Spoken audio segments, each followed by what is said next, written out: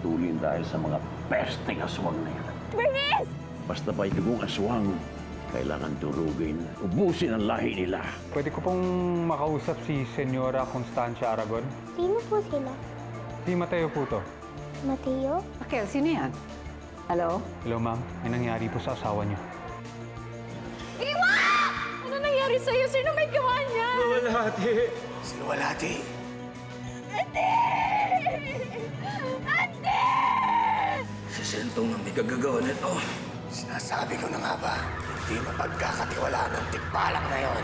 Kaligtasan ko, kapalit sa nalalaman ko. Nangangako ako, hindi kita papatayin. Dalhin mo ako sa batang tinakta. Sino po ba yung kausap niyo kanina sa telepono? Si Mateo yun, Iha. Meron din po kasing kaming kaibigan ni Mother Ben. Mateo rin po yung pangalan niya. Hayaan mo, pag nakita ko siya sa ospital, babanggitin kita. Wala dapat makakaalam na ang pamilya ko ay may dugong aswang. Mapagkakatiwalaan mo ko. Hanapin mo ang anak natin. Sabihin mo, namatay ako para sa kanya. Mahal ko siya. Iwa!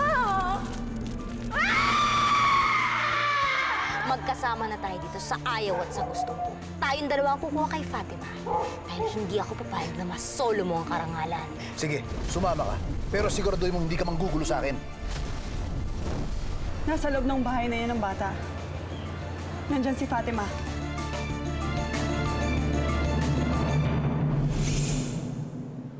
Gusto nila akong patulugin bago nila putulin ang kamay ko.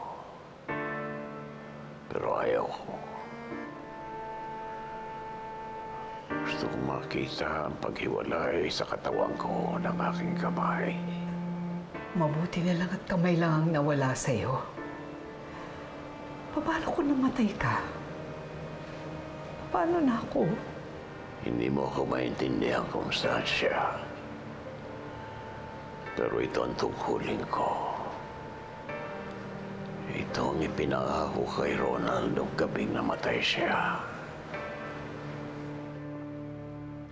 Kung inakala ng mga pesteng aswang niya na titigil ako dahil naputol na nila ang kamay ko, nagkakamali sila.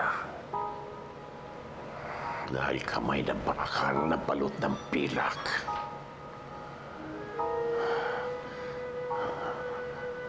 Ang ipapalit ko dito.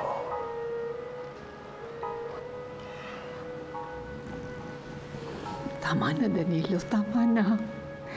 Please. Please, huwag na. Alam ko kailangan labanan ng mga aswang. Alam ko kailangan pigilin sila. Pero hindi ba pwedeng iba na lang? Pero huwag na ikaw. Danilo, matanda ka na. Matanda na tayo. Lumayo na tayo sa lugar na ito. Lumagay na tayo sa tahimik. Ibigay mo na lang sa ibang tungkulin mo.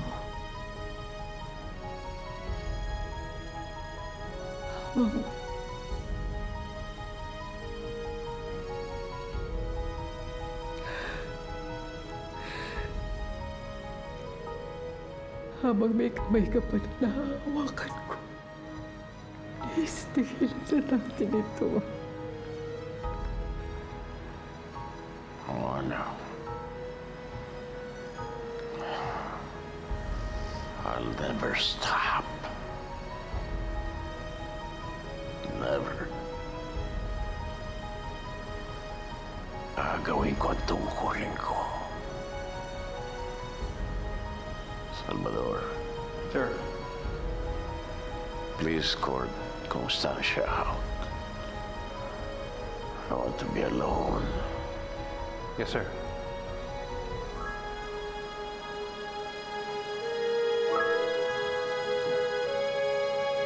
Ma'am.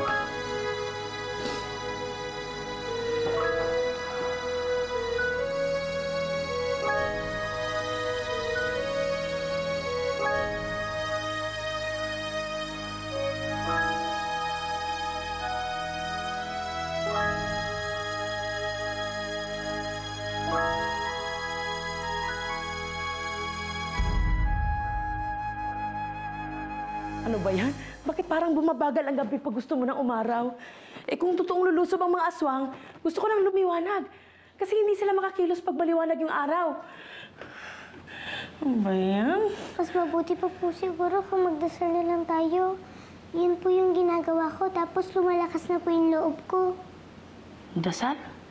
Ganito po. Papa Jesus, sabi po ni Senyora Constancia na lumulusob na daw po ang mga aswang. Kinakabahan po kami ni Ate Franz. Pero sana po panatilihin niyo po kaming ligtas. At sana po panatilihin niyo rin po sila Lola Constancia at General Danilo na okay. At saka pagalingin niyo na po siya. Para makauwi na po dito, panatilihin niyo rin po ligtas si Sir Mateo at Auntie Offie. Pati na rin po si Ate Bernice. Dahil excited na po ako na makita sila ulit.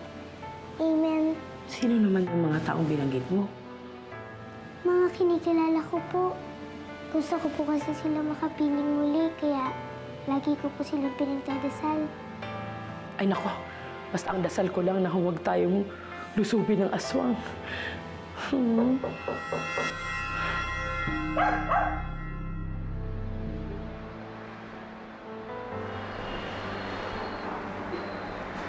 Ma'am.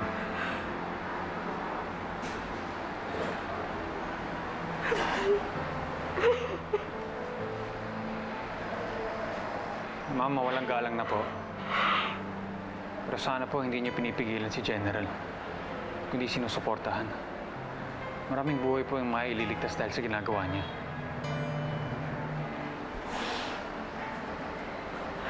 I know. I understand. Pero masisisi niya ba ako? Ayoko mawala siya sa akin. He's the only one I have.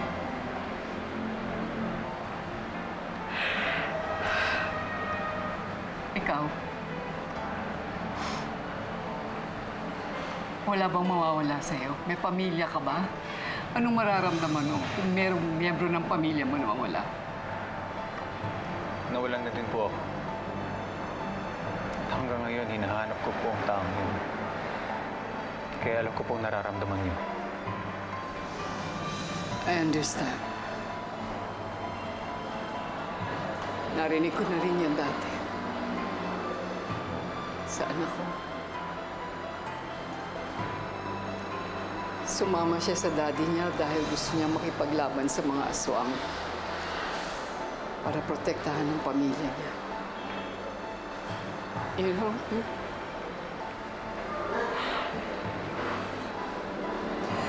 You sound so much like him.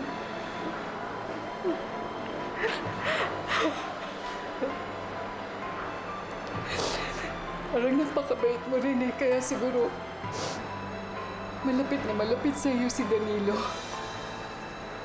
Ang laki ng kumpiyansa niya sa iyo. At saka siguro kasi nakikita niya si Ronald sa iyo.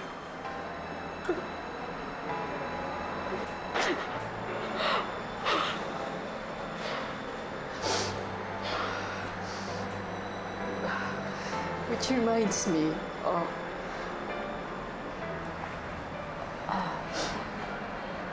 meron ko bang kilalang batang ang pangalan ni Raquel? Wala po, ma'am. Kasi... meron akong inampon. Kailan lang. Naawa lang ako sa kanya kaya kinupkup ko siya. Nung bago pa lang siyang ampon, nabanggit nga na meron daw siyang isang kilalang Mateo na pulis. Sayang hindi Raquel ang pangalan niya, pero alam mo siya yung nakausap mo kanina sa telepono. Sabi nga niya, parang kilala daw niya yung boses mo eh. Hindi mo ba siya kilala?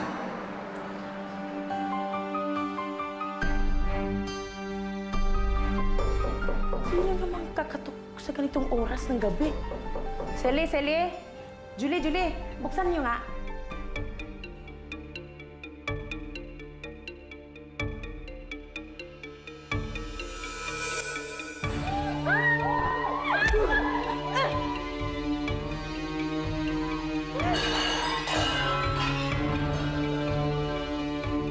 Fatima, sa wakas nakita rin tayong muli.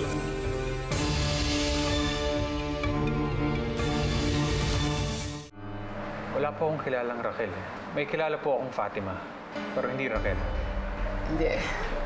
Raquel ang pangalan niya eh. Sayang nga at hindi Raquel ang pangalan niya, pero alam mo, kinupkup ko nga lang siya, pero napakabait ng batang yun. Kaya naging malapit agad siya sa loob ko eh.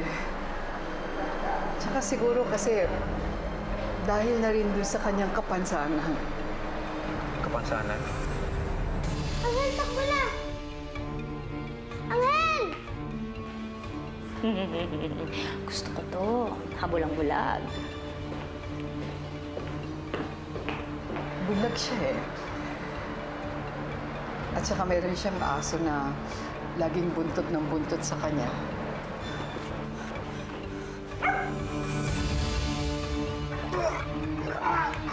Sandali lang po bulag siya at may aso. Yung pangalan ba ng aso ay Angel? How did you know?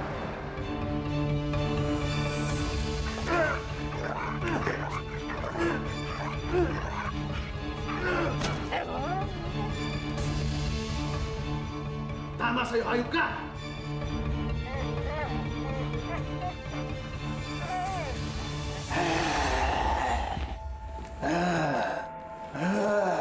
Asan si Sento? Hindi pa rin sila bumabalik. Sila di Bulan.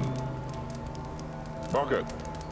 Supremo, pinatay niya ang kanang kamay ko at kinuha niya si Luwalhati. Sinabi ko na naman sa'yo, Supremo, hindi talaga natin mapagkakatiwalaan ang tikbalang na yan. Hindi din daw siya nagtitiwala sa'yo. Tumigil ka! Kalaon, kalaon! Rumarabeng ka na naman yung ulo mo. Ano ang gusto mong gawin ko?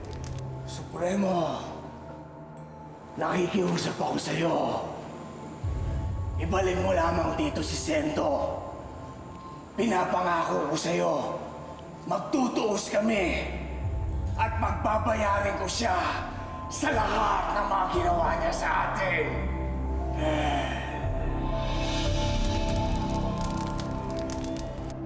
Paul! Boss Chief. Hey, Paul! Ihanda mo yung sasakyan. Alam ko na kung nasa si Fatima. Pupuntahan natin. Opo, sir. Pero may kailangan po kayo malaman. Sabihin mo na. Si Luwalhati, nakita ko sa emergency room. Kamusta siya? Okay naman po siya, pero si Auntie Ophie po, hindi po maganda lagay. Ano nangyari kay Auntie Ophie? Tingnan po na.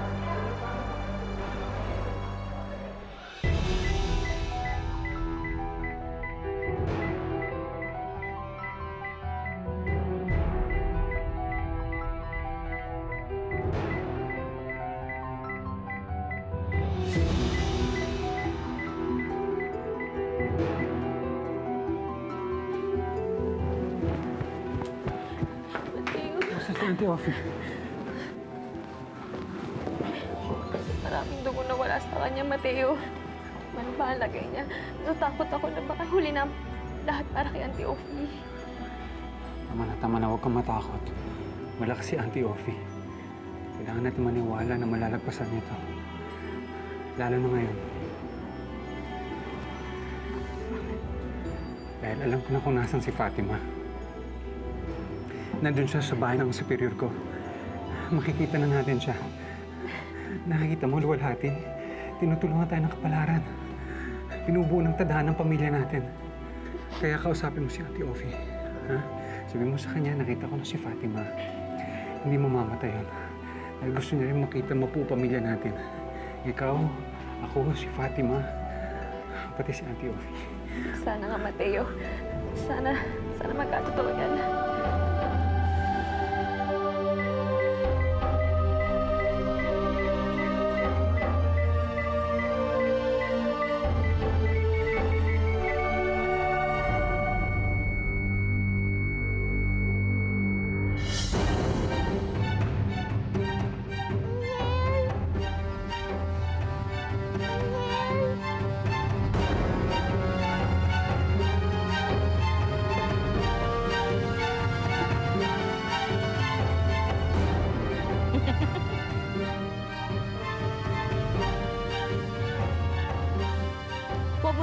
harapan ng sarili mo, Fatima. Wala ka nang tatakbuhan.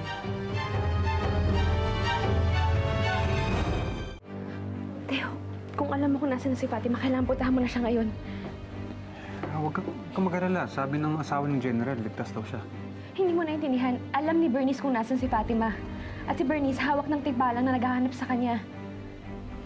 Bernice? Hindi mo ba ako naaalala? Ako yung mangkukulam na pinatay mo noon. Bulan? Tama. Pero hindi mo ko napatay, Fatima. Dahil buhay ako. Buhay na buhay at mas malakas pa ngayon. Dahil nung sinunog mo ko, naging isa ako sa apoy. Kaya ngayon, pwede na nating ituloy na udlot nating paghaharap.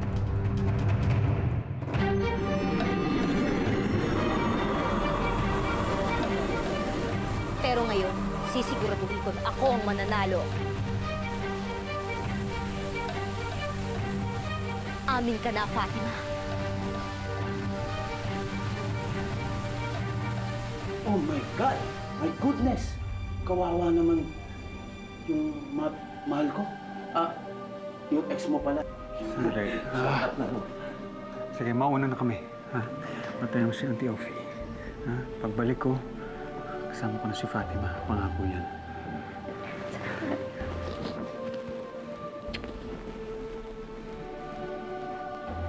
Maghintay ako.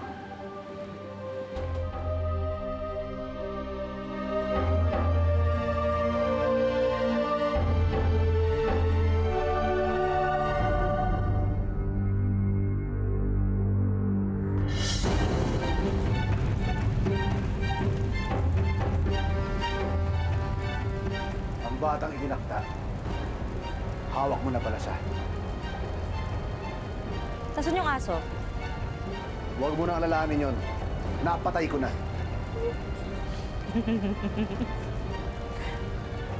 Sino ba mag-aakalang ang batang paslit na to ang nakakuha ng gintong buko?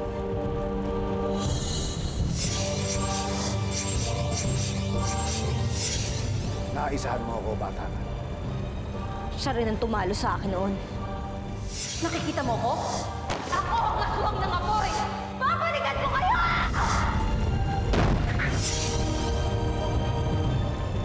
Paano nangyaring ang batang to? Isang bulag ang tatapos daw sa lahi natin. Dahil siya daw ang batang itinakda. Pero ngayon, hindi na matutuloy yung propesiya. Dahil atin na siya.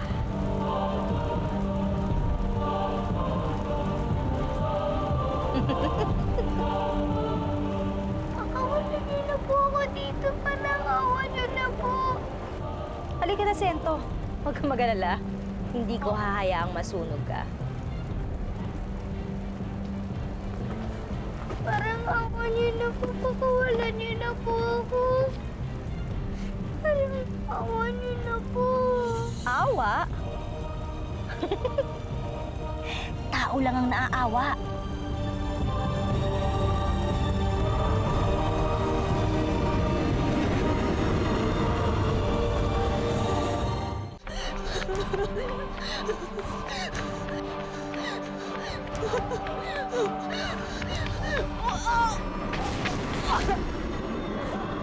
Akala mo ba matatakasan mo kami? Bulan. Bilisan na natin. Liliwanag na. Tayo mo na yan. Hindi mo ako pwede patayin! Nangako ka sa akin! Ako ang nangako sa'yo. Pero si Bulan hindi. Pwede kanyang saktan. Huwag niyo ako patayin! Please, mama kayo. Nagawa ko naman na napag-usapan natin, Hawak niyo na si Fatima dahil sa akin yun! Kaya nga, hawak na namin siya. Kaya hindi ka na namin kailangan. Please, mama kayo. Huwag niyo akong patayin. Gagawin ko lahat. Gagawin ko na huwag niyo akong patayin. Please.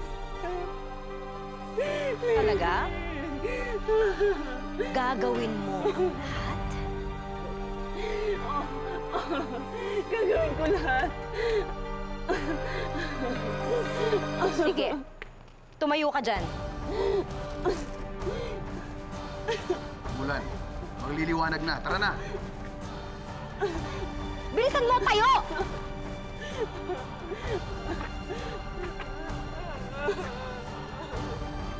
Gawin mo ang gusto ko. Tanggapin mo to.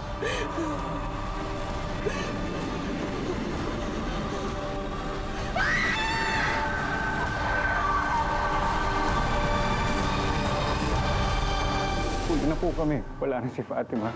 Gusto lamang niya siguraduhin na si Raquel at ang hinahanap niyang si Fatima ay iisa. Sinabi niyang anak niya si Fatima? Kayo po yung kasama ng babae na tosok sa likuran. Bakit po? Ano pong lagyan ni Auntie Ophi? I'm really, really sorry. Kung gusto niyo makita si Santo, may paraan ako. Sundan niyo ang paniking ito. Bakit kailangan nating sumunod sa kanya? Mas makapangyarihan pa ako kay Supremo. Dalawa tayong maghaharian.